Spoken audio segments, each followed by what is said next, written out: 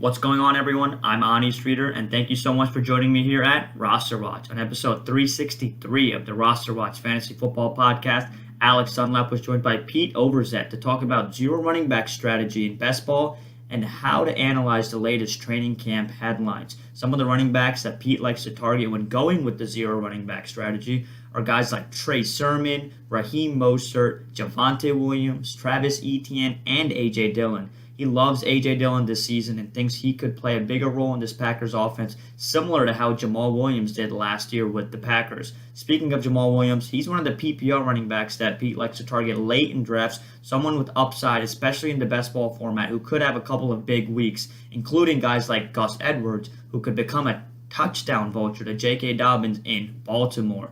Some of the biggest training camp headlines right now are the injury to Devontae Smith, the rookie wide receiver in Philadelphia. He did have those injury concerns coming into the league, and looks like those have not gone away. Pete is no longer comfortable drafting him in the 8th or 9th round of drafts, and in fact has dropped him off of his draft boards completely and is a guy that he is not targeting at all. CeeDee Lamb looks to be the standout wide receiver from Cowboys camp, but his ADP keeps on rising, and his price just might be too expensive for Pete and Alex not to draft him right now, even though they think he could probably return that late second round, early third round value right now in drafts.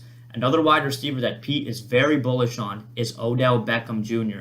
The early reports from camp is that he is 100% healthy and has great chemistry with Baker Mayfield. In fact, Pete thinks that Odell Beckham could be this year's Stefon Diggs, and a wide receiver he would not be surprised to find in the top 10 of fantasy football rankings at the end of the season.